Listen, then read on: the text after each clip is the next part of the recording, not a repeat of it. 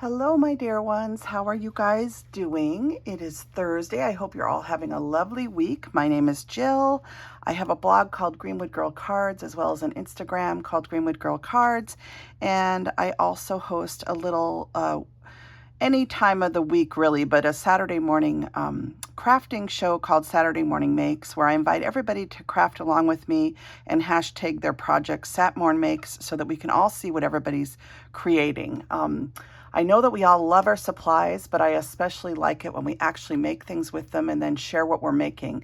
It's very inspiring to see what people are doing with their paper crafting, with crochet, with embroidery, whatever your interest is in kind of the creative world. So I'm so glad you're joining me this afternoon. I am coming on actually to show how I created this card. I had a request from Jayne to show how I actually put this card together. So I die cut all the pieces again, and I'm going to show you how I created it. So the first thing you need to create it is cardstock, okay? And I buy all my cardstock, I won't say all, but the majority of it is from Paper Tray Inc. And I actually have their cardstocks on a little ring here. I just cut a tag of each one so that I know what color cardstocks I'm using. And the one I'm using today is Pure Poppy. Okay, so that's the color. And their cardstock, the reason I ordered their cardstock is at 110 pound. It's a very heavyweight, nice cardstock. And you know, it's one that it's very easy to use your scoreboard to score it and to create your cards. So this is an A2 card, which means that it's 4 1/4 across by 5 1/2 down. Now you could certainly make a bigger card. You can do I think it's an A7, which is like a 5 by 7 card if you want. But I prefer the smaller A2 size card. And you can, from each 8 1/2 by 11 piece of cardstock, you can get 2 cards or 4 card fronts. So that's the first thing that you need to create this card, okay? And then the way I got these beautiful stripes in the background is from this beautiful paper from Diana Markham's. If you ordered the Western stamps, if you're part of her recipe stamp club, which is part of the Adorn It family of products. Diana Markham is a wonderful artist, and she has a recipe stamp club. Among other things, she also does embroidery and all sorts of kits with them. So there are lots of different offerings, quilt clubs and embroidery clubs, different things that incorporate Diana's art. And if you go to Strawberry Cream 39's channel, she did a beautiful embroidered pillow with one of the embroidery sets. I think it has a strawberry on it. It's just turned out lovely. I wish I could afford to buy all those kits too and work with them, but I stick pretty much to paper crafting because I always need birthday cards and sympathy cards and just cards for family and friends. I have a big family.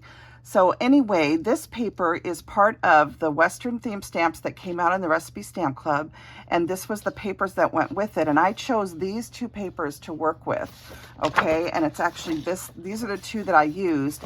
And I used this section of the paper from this green little, all the way down to the blue, okay? And I actually just cut a section of this to add to my card, okay? So that's where I got that striped pattern paper. And then I got my red boots by stamping the boot image onto this paisley print and then hand cutting the boot out. Okay, so those are the 2 Diana Markham papers that I used, and you can find those on the website. And if you're a part of the Recipe Stamp Club, which I'm assuming Jayne, the person who asked me to do this, I think she's part of the club, so she probably already has the papers. So you're going to take your card front and you're going to glue your piece of pattern paper down to it. And I sized it so that it's about 3 1/2 instead of 4 1/4. And let me double check the size that I actually did here for you guys. Here we go. So what is it? It is, yeah, it's 3 1/2 inches by probably almost 5. 4 3/4 about. So, but what you could do whatever size, you know, you wanted that leaves kind of a border here. And then because I wanted there to be if you'll notice on this card, I added a polka dot panel behind it. And so this is just shy of being half of the card front. And that piece, I believe, is 2 inches is usually what I end up doing. Yeah. So it's, let me make sure. Yeah. So that's a 2-inch piece. So 2 inches by the full length of the card, which is 5.5. Okay. So that's what I cut this piece. I didn't have any more of that polka dot paper. So I decided to use a red and pink gingham to kind of pick up on the blue gingham that's on here. Okay. So that's what this looks like. Okay, so those are the 2 main components of the card front. And then to add interest, I cut out this scallop panel. And this is a die set from Trinity Stamps. It's a scallop die set, and I think I brought it. Yeah. So the die that I used is I think it's the 3rd biggest one. So it's this die here.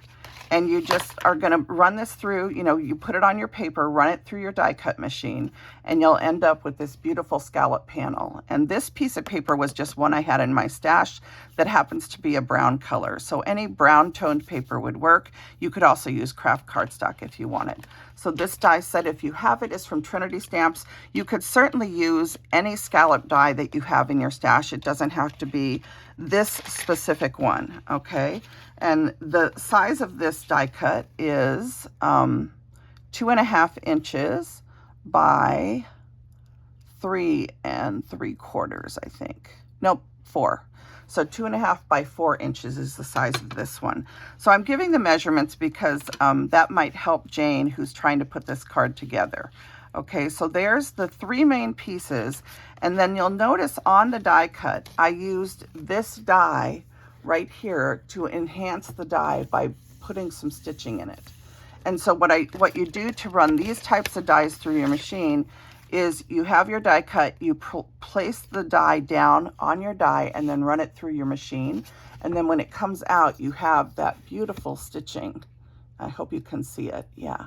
So this is called a stitching die, and this die is by Penny Black, and it's called Rows of Stitches. It's 51-411, okay? And that's the die that I use to add the stitching detail to this card. So if we put all of these pieces together, okay, you can see what the card's gonna look like, right? And then the last step really is to do the stamping. And these are the beautiful stamps that came in the Cowboy Beans Recipe Stamp Club, okay?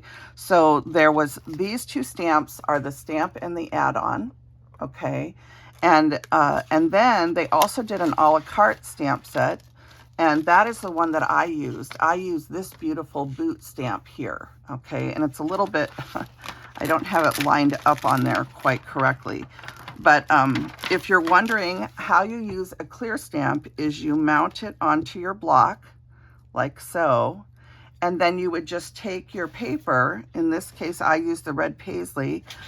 Whenever I'm stamping and I know that I'm gonna be adding any additional marker, I always use Memento Tuxedo black ink because it is safe for your Copic markers. And it does say on the back of the packaging that it's acid-free, fade-resistant, water-based, fast-drying dye ink. Okay, and it'll go on and it'll tell you that it's it quickly dries on most papers, it's water-resistant. Anyway, it's a great ink for Copic markers. Okay, so that's the one that I use. And, you know, if you've never stamped before, you're just going to ink up your stamp really well. And anytime you're inking a stamp on a block, you want to definitely make sure that you have it completely covered. And before you stamp it down, you can look really closely. Make sure you don't have any over inking along the outside of the block, because that can end up on your paper and you don't want that. But you just get it all inked up so it looks nice and crisp, and then you're just going to press it down on your paper and then trim the image out with a scissor. Now, I'm not going to stamp it right now because I already did so. For the sake of this video, because it just takes, I tried to do this video live, but it just ends up being so long, you guys, to do everything. So I went ahead and I did the stamping offline, and I cut them out so you could see what they look like. So they're already stamped and cut out. And then what I always do is I take some distress ink, in this case Vintage Photo, and I just take my little dauber, and you'll notice that the lines are white where you cut the paper, and you don't want that to show when you're putting it on your card. So there's a couple different ways you can do this. You can take a Memento Tuxedo black marker. Since you used Memento Tuxedo black ink, you could use a marker just to edge the white away. But when I'm going for a more rustic look, I'll often use vintage photo distress ink just to cover the white edges of the paper. So that's what I'm doing here. We'll just cover the edges all the way around the boot. And then the other thing that I did on my original card is I did use I think it was gold metallic marker, but any metallic marker you have. I just wanted to add some detail into the boot heel, the sole of the boot. I wanted to differentiate it from the background of the boot. And you can see that it shows up pretty good you could either just leave it like this if you want, or you can use a marker to add some detail. So it's up to you and for the type of look that you want, okay? It just depends on your style. So you could just leave it just like this because this is very nice. You could also just use a Copic marker and add a little bit of darkening just to the certain areas, but it's also fun to add metallic ink because it gives it more of a sheen. Okay, so that's how I did that. And you would just then set up your card by gluing everything together. And the last detail that I added to this card, if I were to glue all this down now, let me just kind of set it up here. I'll show you what it's going to look like. It's going to look just like the other one, except I haven't stamped the sentiment. All right, so these would get glued on after I finished edging both of them. You can tell that one of them isn't edged right now. But then all you would do is stamp your Howdy here. And then what I did on this card, and you can see the difference, in the edges. These have all been edged with the distress ink, and these ones haven't. And it does add a lot of, it just kind of helps everything look more cohesive when you ink the edges. So, but then the last thing that I did on here was I added some speckles of brown ink. And the way I do that is using a brush tip marker. These happen to be Tombow art markers, but you can use any brush tip, water-based ink. And I just flick it against the lid and onto the paper. You can also use paint and just get some paint or, water and paint or water from any ink pad. Take some water and smush some ink. Here, I can show you how to do it too. So if you want to make dots a different way, you can take your ink and smush it onto just any stamp block that you have, and then add a little bit of water and just grab a paintbrush and then flick your paintbrush onto your project. And if you don't want the spatters to get on parts of it, you can just cover it with paper and then put the spritz on the rest of it. So your dots won't necessarily get on the whole thing if you don't want it to. You can just use a piece of paper as a mask. For example, you could put this over it while you're spraying, and then the dots wouldn't go on this boot, for example. But I usually just use a Post-it note to do that. So that just gives you a brief explanation of how I made these cards. And that was at the request of Jayne. So Jayne, I hope this helps you out. And if you want me to actually show the whole thing on camera, it's a little bit harder to do. It just turns into a very long video. But I hope this gives you enough information that you could reproduce this card if you want to. And then I'm going to keep going. So this is the card for Diana Markham using the Western stamp sets that she came out with. And I think these are actually last month's stamps. We have the No Peak Beef now is the current sets that we're using, and the Tutti Frutti was the month after the cowboy ones. So I'm going to continue on, and I do have a Woodblock Wonders episode to share. And it's using this sweet little woodblock stamp. This is by Imaginations, and I don't think this one has a year on it, so I'm not sure how old this stamp is, but it is one that I picked up. I can't remember if it was at the thrift store or if I bought this on eBay. I'm not sure. Occasionally I will shop eBay if I see a good price, but it's gotten very pricey. Getting woodblock stamps is definitely costing more lately, so I don't do it very often on eBay anymore, but every once in a while. So let me show you what I was working with to do the card that I'm going to show you. I use this beautiful My Creative Time Gingerbread Kisses paper pad. This is one of my favorite paper pads. It has ginghams in all these different colors for Christmas time, and then it has hot cocos, gingers, bigger hot cocos that you can trim out with a die, a stamp and die set that coordinated with the paper pad. It has this beautiful red and white holiday text, some little peppermints, and then little gingerbread houses. And so I use this paper pad, and I use this brown gingham specifically. I use this Anna White Crazy Stitch die set for the interior of the card. And then I also used some of these little tags, which are from the Lily of the Valley Christmas Sentiments stamp set, okay? And this is a stamp set you can get from Lily of the Valley Stamps in the United Kingdom, and also at the LOTV DigiShop on Etsy. And these come both in digital and photopolymer, and a lot of their stamps come in polymer and don't come in digitals, and then some come in both, and you just have to check and see what's available in their store. But this set I know comes in both, and this is a set that if you've been with me for a long time, you know that I use this for my Christmas tags every single year. So it is one of my favorite stamp sets, and I keep a lot of the stamps ready to go, whether I've printed them digitally or hand stamped them. I always have a stack of tags ready to go to use on projects.